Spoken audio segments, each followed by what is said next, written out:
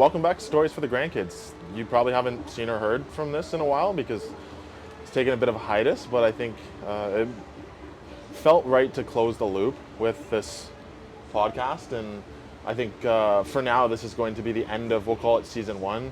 I don't know if there's going to be a season two or not, but I figured it's time to hop on. And a lot of the other episodes have been interviewing people or talking about other people, but haven't really had a chance to talk to you guys about everything that's gone on recently in life and how a lot of changes have happened. And obviously I'm sitting here with my girlfriend, who you may remember from one of the previous episodes, where, in case you can't see in the reflection, we're at a all-inclusive in Mexico right now for her birthday tomorrow.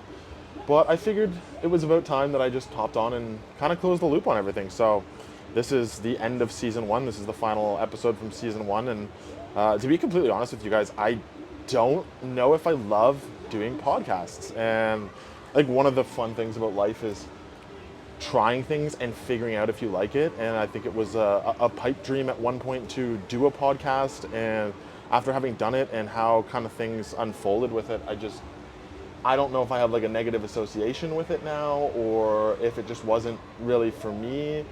But it felt like a lot of interviewing people and asking a lot of questions, but maybe not providing like real value, just kind of trying to entertain people. And I think as a person, I'd like to just share my life lessons and things that I've learned and how everything has unfolded for me, in hopes that, you know, if somebody else is going through things or they're looking for somebody to relate to. Something that's really resonated with me lately is Jesse, MTV Jesse, formerly with Nelk.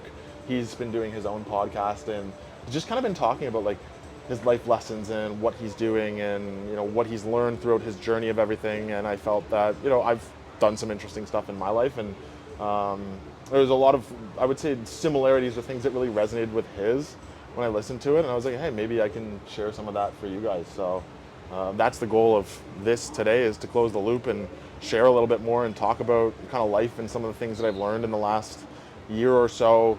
And hopefully, you know, it teaches you something too.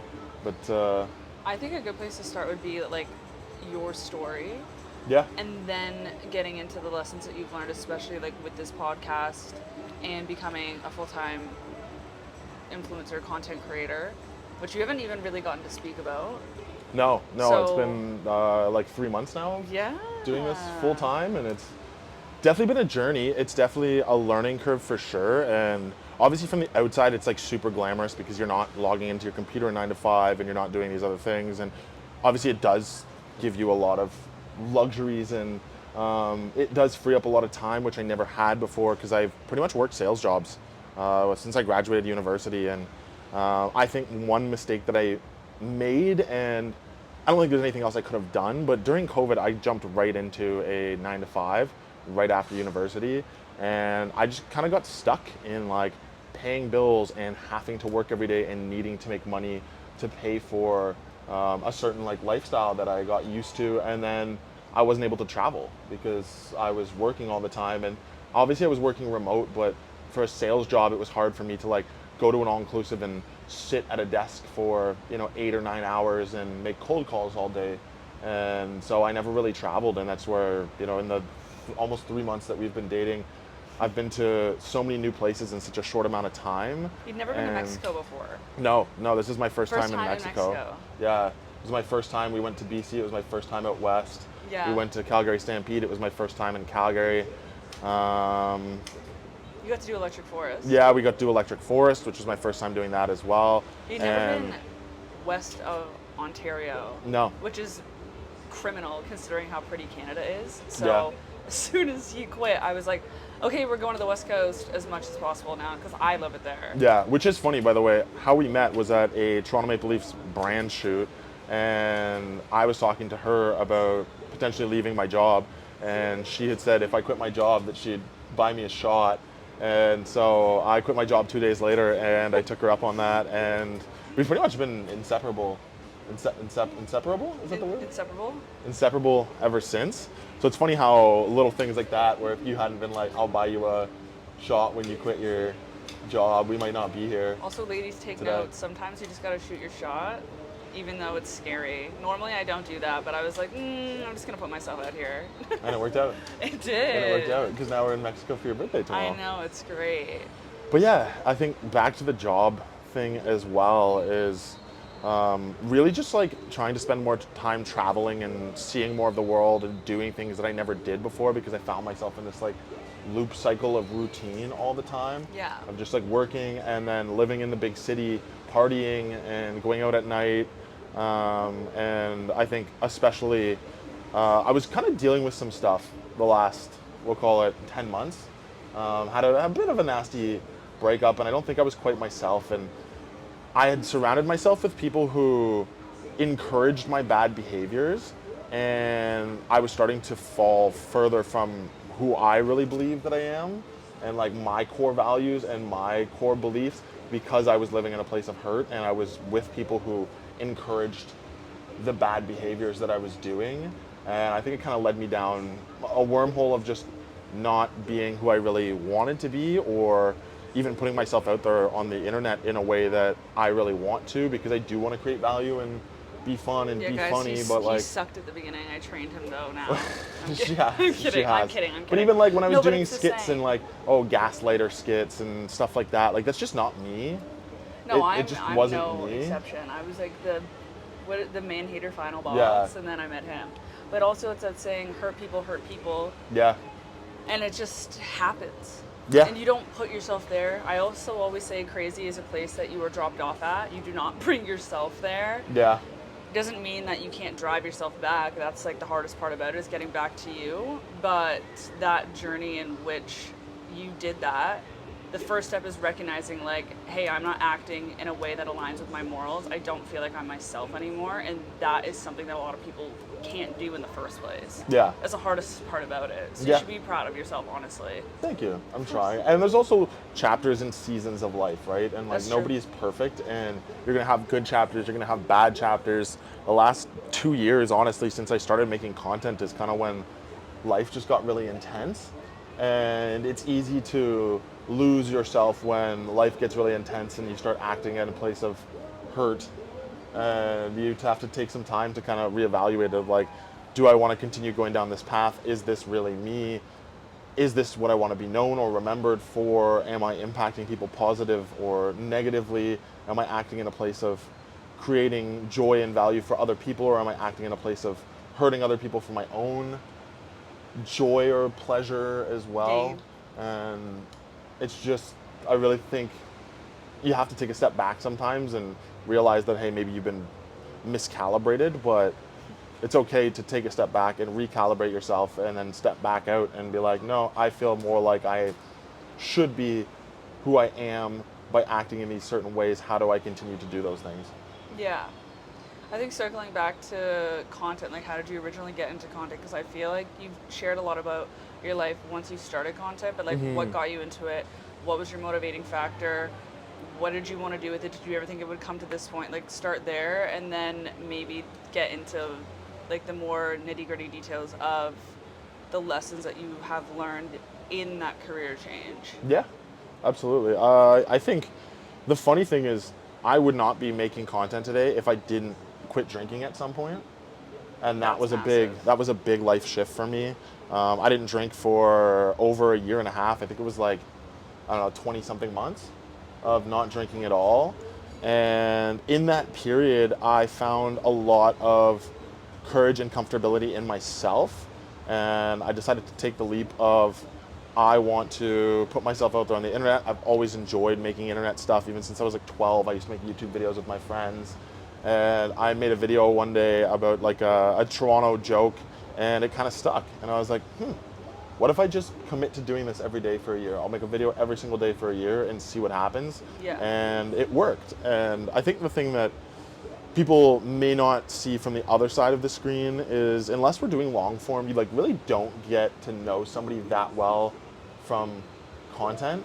And it's everyone's first time doing the content thing too. So like I've been learning and growing and adjusting and trying to, more authentically portray myself on camera as well. But I've gone through periods too of maybe saying something online that I didn't necessarily love, or doing something that I didn't necessarily love, or being put in a vulnerable position by somebody else.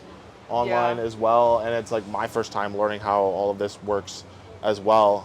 Outside of Kyle, God bless Kyle, I haven't had anybody as like a mentor in this, We love you, so Kyle. I I have had to figure this all out on my own. Kind of the same with you, Yeah. right? Circling back really quickly to you saying that you stopped drinking for a year, obviously this is a massive topic of conversation that's been going around. I would say more in today's like day and age, not to sound like an oldie there, but Yeah. it's become like a lot more of an open discussion for people. Why did you stop drinking? Like what brought you to that point? If you don't mind talking about it. No, I'm totally open to it. It really It also might help someone. became a problem, I'll say, when I moved to Toronto. And I always had a bit of a problem with drinking in the sense of if I was like feeling down, if I was feeling depressed, like I would lean into alcohol as a way to quote unquote numb yourself, even though it actually makes it worse. You can, yeah. In the short term, you like feel like you're helping yourself by doing this. And so growing up, it was kind of always something that I didn't necessarily align with or have the best healthy relationship with. But because I grew up in, the blackout or backout era, and I played hockey and I was around drinking culture constantly, it just became so ingrained in my life.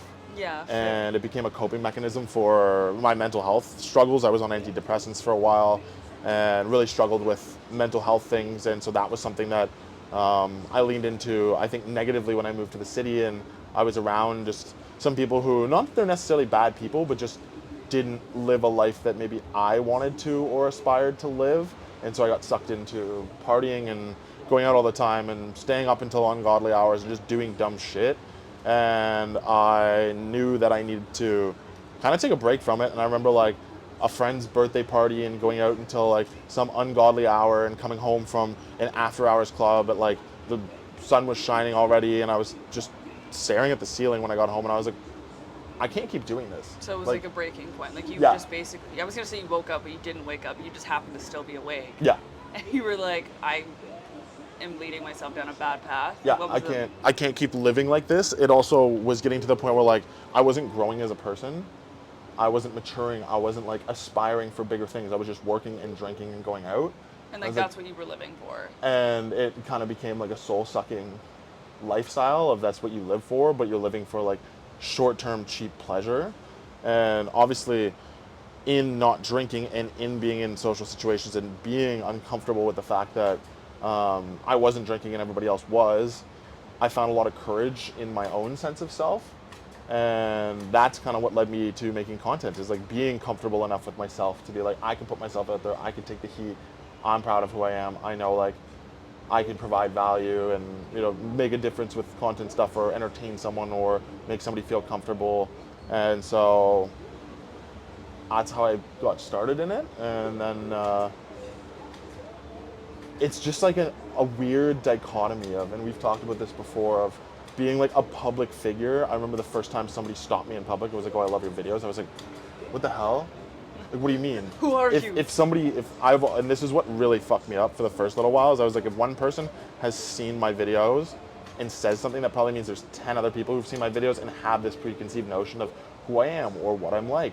And I really had a hard time coming to terms with that for the first couple of months, because it was just like a weird thing that like all these strangers have a preconceived notion of me and I don't know anything about them. Yeah. But like anything, you kind of adjust to it and you just kind of become almost desensitized to it, which isn't necessarily a bad thing. Like I still appreciate everyone who says it, but you're just less worried about, what people think of you. How do you feel now? I think I go through ebbs and flows. I'm not going to pretend like I don't get bothered by anything anyone ever says or don't get bothered by things on the internet. Like I do sometimes, straight up I do, but you just learn how to kind of push past it. Yeah. And move through it. I do think that some of the vulnerable positions I've been put in online, be it, friends making videos trying to make me seem like I'm crazy, or people doing things that, in the moment I was like, sure, I'll just make a funny skit, but then I'm like, oh, this kind of made me look like a douchebag and you wanted me to be an asshole in this video for like your bit and stuff like that I just didn't really enjoy or align with. And so I wanted to get back to being around people who see me for me and creating stuff that feels more authentic to me, or just having fun with it again and not trying to be somebody that I'm not for the internet, especially if somebody else has kind of asked me to be that character. So when the content is out of your control at that point, is when it's like a little bit overwhelming, I would say. You had an experience like that as well with like a podcast that you did that never got released. Yeah. And you didn't feel good about releasing it because you felt it was going to make the other person look bad, and you just didn't want to basically do what other people had done to you. Yeah, and I'm honestly more than okay with talking about the fact that like I did a podcast with Bob Menery. If you don't know who he is, he was on the Nelk podcast. He's got millions of followers online, big notable public figure, and I was put in a really vulnerable position by somebody to do the podcast, and I knew he wasn't in his right mind when we did the podcast. And he actually ended up checking himself into rehab a couple of days after the podcast. And there was a big push to drop this podcast. And it just like felt so wrong and dirty to me because he was not in his right mind and was saying stuff that just like I don't think he would have said if he was in a better headspace at the time. He was dealing with a lot that day. He was pretty open about it, but it still was not a fair representation of who he was, and he was kind of backed into a corner to do the podcast in the first place. And then you were also backed into a corner to like be the host of the podcast.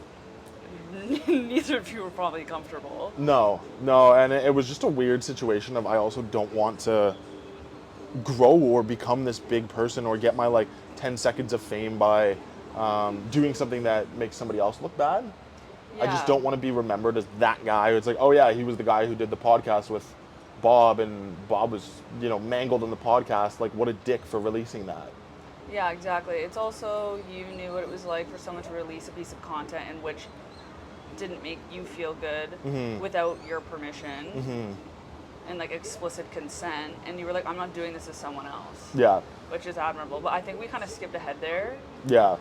We went from, so first year of content, biggest struggle that you had was mainly people coming to terms with the fact that people are going to recognize you if you continue down the path that you want to. Is there anything else that was like a big game changer or like thing that you struggled with when starting content in the first year before you started doing it full time? Probably just I call it Cringe Mountain, of climbing Cringe Mountain and going from, she calls it Cringe Mountain, whatever, we call it Cringe Mountain. We call it Cringe Mountain. But being okay with the fact that like there are going to be people who judge you for it until you have success, and then everybody pats you on the back for it. But the funny thing with it is that it's never your closest friends who are the ones clapping for you.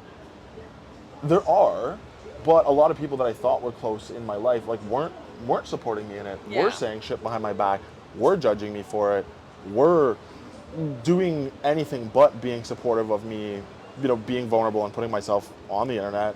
And I think that was an interesting coming to terms of, you really find out who's in your corner when you do this shit. Like truly in your corner, and who's actually jealous or envious of you. It's also applicable, that's like, it goes for any job. Like imagine you got like this big promotion that you had worked so hard from, and someone you thought was one of your best friends doesn't congratulate you. That would hurt your feelings. It would hurt anyone's feelings. Yeah. It's not even just about content, it's just about like how big success movements in someone's life can bring to light facts they might not have known if they didn't have that moment. Yeah. Very poorly worded, but I tried my best there. You guys get what I'm saying. And I am super fortunate and grateful that it's been something I've been able to turn into a full-time job. Yeah, 100%. But there was a long time of like, I didn't make any money last year. I made like $3,000 last year, and this year. You're very transparent about that kind of stuff too. I find it so interesting because I find a lot of creators, it's very like hush hush how much money they make and like how they live the lifestyle that they do. Yeah. So I'm sure people appreciate that about you as well. I think the positive takeaway of that is when you take risks and like, what's the word I'm looking for? Move forward in life in a positive way. You're going to learn really, really quickly who's truly in your corner, which might be hard, but you can view it as a negative or a positive thing. I think you can choose to view it as a positive thing. Yeah. So how weird is it, and this is like slightly off topic because it's my birthday and I'm thinking about age, how weird is it being around our age and like some people have like, they're married, they have their first kid, like they're working their 9 to 5, they're happy, they're peaceful, and then there's people who are on the complete polar opposite. Yeah. Where it's like, oh, we are not even thinking about kids at all. All we want to do is like travel and work.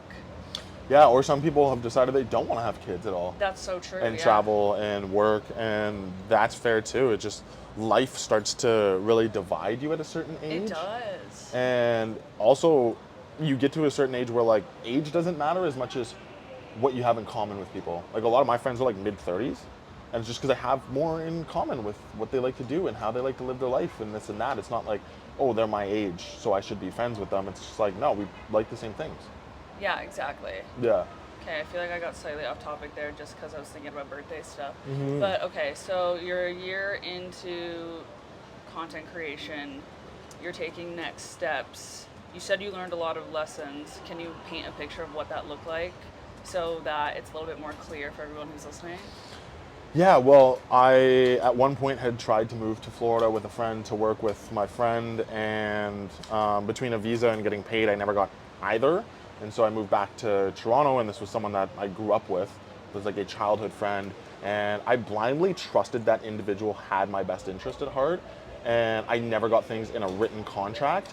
And so that is a mistake of anything. And Jesse talked about it on his podcast too, of like, Oh yeah, no handshake deals. like no handshake deals. Make sure that you get things in a written contract, like point blank, period. No matter who it is, no matter how much you think they care for you or care for your best interest, make sure that you get things in a written contract, because things change, people change, life changes. A handshake ultimately doesn't mean anything, no matter how close you think a person is, where a legally binding contract does, right? Yeah. Okay, so no handshake deals. No. When you were moving to Florida, you were what, doing content full time or not? No. So no. that makes sense because I asked you to quit and then Yeah. you did that. Yeah. But so that was a really big learning lesson. Not really content related, but just life related, which is something that's nice because everyone can pick up on that. Yeah. And then after Florida, you moved back, continued working your 9 to 5 while doing content. At the same Got a time. 9 to 5 in Toronto. A new one. Yeah. Okay. Yeah. And then 9 to 5, still working content, still doing everything all at once. You were talking about something very specific in the beginning, about how you learned a lot of lessons recently. Yeah. So we're kind of at that time period now. Yeah. And I think one of the lessons that I've really learned like in this year is that you need to, Sorry for the horn, guys. someone's horny, is that you need to try things and take risks in order to figure out what you actually like to do, or what you actually want to do, or what is going to be successful for you. Like, for example, this podcast, took a stab at it because it was a good idea. Why not?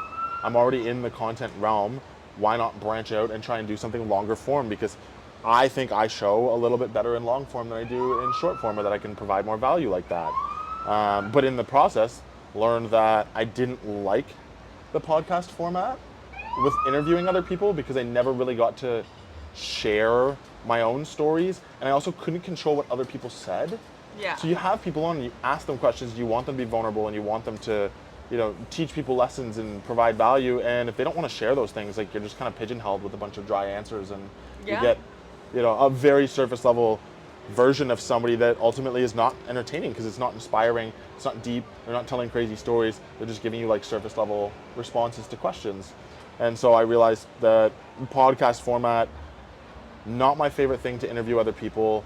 Also had a previous co-host, and I've made this mistake one too many times of trying to do business with other people.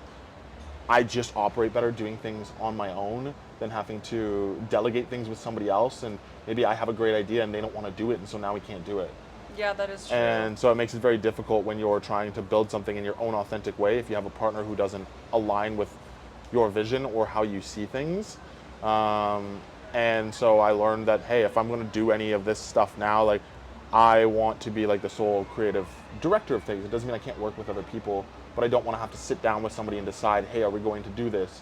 Or, hey, I don't like the way that this is going. Yeah, or, it's hey, true. I don't want this guest to come on. Or, hey, I don't want, I'm going to do all the talking and you have to try and speak over me to get a word in. The other thing that I wanted to touch on is you said, I don't want this guest to come on. Personally, I love podcasts. I love watching podcasts on YouTube and stuff like that. My favorite podcasts are the podcasts that it's the same two people sitting down, shooting the shit. Yeah. They're funny in their own way. They have a dynamic that perfectly suited to each other. The banter is good. They have a talking list of things. They ask the audience questions. And I'm never disappointed. Yeah.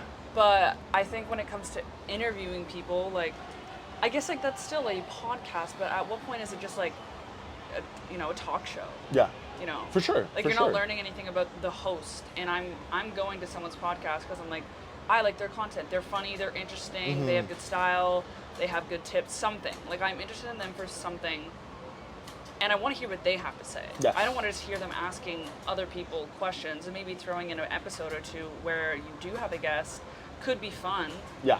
But I think that's like Theo Vaughn got started doing his own podcast and then expanded into guests. That is true. Like, a lot of the big podcasts started out with people doing it like this, and then at some point incorporating guests, as opposed to doing it the other way around, which is what I did. Yeah. And like, also I feel like you the amount of of work work. With Theo Vaughn, actually. Yeah. Through his podcast. Yeah. Like, his journey, which is like, what if I'm watching Theo Vaughn's podcast, I want to know about Theo Vaughn. Yeah. You know what I mean? Yeah. I agree. And yeah, and also with the podcast thing, it's a lot of work. It is a lot of work. It's a ton of work to Guys, can you tell I'm sweating? This is so find much the work. guests. I'm actually sweating right No, now. I'm My kind back of sweating too, actually. My back is drenched. But between like finding the You guests, chose a long sleeve. doing the outlines, shout out to Graham. Obviously, Graham and Toronto Graham's the Podcasts best. helped a ton with stuff. But even like posting clips on a schedule, maintaining multiple social media accounts, doing all these things. And as a smaller creator who doesn't have like unlimited resources to pay somebody to delegate all of the work yet, Yeah. it just became more work than it was worth, in my opinion. There wasn't a big ROI. It's not like the podcast was growing like a weed or getting a ton of views or bringing a bunch of followers. It felt stagnant. And when Yeah. I feel stagnant in doing something, I will typically choose to try something new or do something else or drop it and find something else that I don't feel stagnant in. Even Yeah. like I did, when I quit my job, I wanted to like try new things because now I have more time to do that. I did a run club into a drum and bass party, which was an idea I had months ago. I just never had the time for it. And it was super fun, but it was a ton of work. And again, shout out to Mandy at Good Company for the help on that, because I wouldn't have been able to do it without her and the Yeah. venue. And it went well, but it didn't go how I imagined. And it was a ton of work, and it was a good chunk of money, like my personal money, to orchestrate it. And I just didn't see a road forward on how to continue to grow this to make it even profitable. Yeah, that's totally fair. And you did say something to me the other day, and a lesson that I've had to learn as a stubborn individual is there's nothing wrong with moving on from something and letting go of something that you, as you said, doesn't serve you. Yeah, and like, I think you that's... should have no shame in saying, hey, I tried this. It's not for me. Yeah. That doesn't make you a failure. It actually is something super admirable to be like, hey, do you know what? Guess what? This didn't work, but that doesn't mean the next thing isn't going to. Also, in every failure, you learn a shit ton. Oh my God, and it's yeah. the lessons that you learn in the process of trying new things that allow you to find the thing that's successful, or when you find something successful, grow it or scale it faster because you made all the mistakes before. Yeah. So you see the same problem and you go, I know how to not make this mistake again. Or it took me 3 months to work through this problem last time. Now I know how to do it in 24 hours. Yeah. And so it's the trying new things and making mistakes and learning and all these things that allow you to develop the skills it takes to be successful in whatever you want to do. Yeah. Right? Or to find the thing that you love to do. Yeah. By trying things until you do. Right? Yeah, I would have to 100% agree. So those are the main lessons you've learned. Anything else? That just off the top of your Yeah. head. I think the other lesson is just like be very careful of who you surround yourself with, It's hard. That's a hard one. because people will talk and people will tell you that they have your best interest at heart, and people will give you, I call it lip service, to make you feel like they're in your corner and like they're there for you and all these things. But you have to watch what these people actually do. Like what these people actually do. We're hitting all the classic sayings. Yeah. Actions speak louder than words. We're hitting Yeah. all the sayings today. And again, it's like, oh, it's like this old saying, until you've actually like lived it and you're able to sit there and reflect on it and be like, fuck, like, Well, it's a saying that's been around forever for a reason. yeah. It's one of those things that Well, people will say it to you and you're like, yeah, I've heard it a million times, but it's actually true. Yeah, and that's one of the things that I admire most about you as like a partner and a best friend, is that your actions very much match up to your words, and I think it's very hard to find in people. And also finding people who are authentic and genuine That's hard to as spend well. your time with as well, because there's people who may live a life and they could be a good friend, but they live a life with values that don't align to yours. Eventually you're going to shift.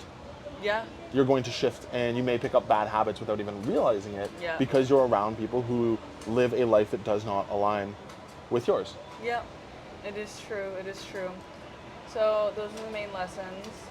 Moving forward, content full time. Yes. Podcast is coming to a close temporarily. Yeah, we'll see if it comes back, or maybe if you guys really like more of a solo format and it's just, I guess, me sharing like what's on my brain or what I've learned, and I can get into more intricate details or conversation topics and Or other people things. could ask you questions even. Yeah, or if people want to ask me questions and you guys want me to continue doing these, I'm not opposed to continuing to do the podcast. I don't want to continue to do it in such a formal setting.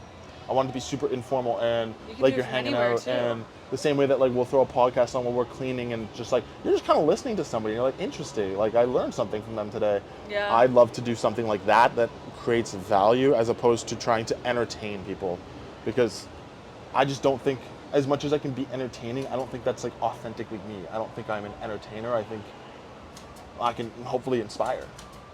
Yeah, it is true. You are very entertaining. I gotta give yourself credit for that. But you also have a lot of knowledge, and because you are choosing to be so open and vulnerable on the internet, it's something that you can potentially provide insight for other people to maybe either take risks, quit drinking, talk about sobriety, talk about career. You can even talk about your sales job. Like, there's so many different things that you could talk about. Yeah, I've talk lived a about lot of sports. lives. Sports, like, that's a big thing for men. Like, Yeah, like, people having to go through surgeries and completely changing the trajectory of their life. Yeah, haha, it's like funny. But like, there's the jokes. Like, Yeah. oh, if I didn't have that surgery, I would have for sure made it to the big leagues. But like, that's still like a massive thing for people that actually have to go through that. yeah, Even like, imagine like you have to have a surgery and like you lose your job.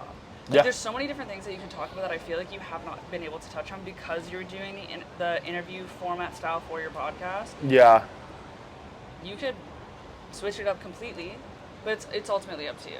yeah, yeah, and that's why I think I wanted to call this like the close of season 1, and if there's a season 2, Maybe restructure it. completely restructure it and do it in a way that feels more aligned to just me now. Yeah. And like what I would like to put out there, as opposed to, again, interviewing can be great, but it ultimately comes down to what other people are willing to share. And if other people aren't willing to share things, then like there's only so much you can do. That is true. And the other thing is, you can also just be super selective if you do bring on a guest. Like, Yeah. maybe every like third, fourth, fifth, or maybe even no pattern. Whatever episode Yeah. you want, you bring someone on. Yeah, Or strictly solo. Or just do it to the beat of your own drum. yeah, You know what I mean? yeah, exactly. Maybe the best way to do it, if you want. Yeah, because I do think that there's a lot of other like stuff that I've gone through. Like, even we've brushed on me not drinking and me drinking again, and I've never really opened up about the whole story behind it, and you know how I feel Like, you about could it do a now, whole and podcast episode all on that just for sure. With just that, like you said, the sports, and like I never talk about sports, but like I played NCAA hockey and lacrosse in the States, and I stopped playing hockey because I tore my ACL. Like, just like so many different things that I've done and so many lives that I've lived, and I feel like people might relate to things if you just share it and put yourself out there, and I was never able to do that with the podcast format that we were running, and so that's why it felt right to kind of close the loop for you guys and let you know that like this is it for now. Again, if you guys want to hear more, or you guys want to ask me questions and you know hear what I have to say about it, I'm super open to that too, or structuring a podcast around you know, one main topic and then answering questions that you guys have. Yeah, it's true. But- Also, like, the format of that podcast, I know I'm like sharing a little tidbit of personal information that you've shared with me here, and feel free to cut it out if you want. You were forced into that format. Yeah. You agreed to it, but you were sold a dream that was not true. Yes. Yes. And it wasn't your idea in the first place. Starting a podcast was. Yes. But not the format in which it actually came to life. Yes, correct. I've always aligned a bit more with the informal setting of it, and I think that just like it just feels better. Like I really love Jesse's right now, and how it's just him sitting in his living room with a camera and a mic next to his head, and he's just talking. I love when it feels like I'm just like sitting with a friend. Yeah, as opposed to like this ultra produced thing. And it doesn't mean that you can't produce stuff when you have guests and when you do things, but it's another layer that complicates the process of just like setting up a camera and talking. Yeah. You can provide value without a massive studio and without all these other things. But a studio is great if you want to have a guest on, or there's somebody cool in town who you want to do something And rent the studio. with and rent the studio. Yeah. But yeah, I don't know. This whole podcast created a lot of, I'm just going to be honest, created a lot of problems in my Fair. life. And I really got to see people's true colors, and I'm grateful for that because it allowed me to, readjust to where I want to be and what I want to do with everything. But it just never felt like my podcast or like what my dream or vision was for making a podcast. And so this is a chance to close the loop on season 1, we'll call it, and come back and do a season 2 and I think share more things. But it, again, just didn't feel right to not close the loop on this podcast because I respect that about you, because the way I would have just been like, I'm out, I'm not doing this anymore. Yeah. I do respect that about you. You're always good at like closing the loop and truly finishing the story, whereas I'm very quick to just be like, nope, not for me. Not in a give up way, it's just how I operate. Like I cut things really quickly, and I do think that a lesson that I'm taking from you is to maybe not jump out of things so quickly, is to actually close it out properly, even though it is a little bit more difficult and a little bit more work. Yeah. You should be proud of yourself for that as well. Thank you. I appreciate it. And I think I just look at it as like, I'm grateful for anyone who's listened to this, who's watched a clip, who's followed, who's engaged with anything, for supporting me. And it feels dirty to me to just abandon it without closing the loop and letting you guys know that I'm grateful. And there might be more, there might not. I don't know yet where I sit right now, if I want to continue doing podcasts or not. Ultimately, it is up to you guys. It really is up to you guys. And if this resonates with people and they want to see more, then like, I'll keep doing them. But if not, totally okay too. I have 1,000 other things I want to try in this life. And time is very finite. And if this isn't something that speaks to people or speaks to me, I'll keep trying things until I find something that it inspires me.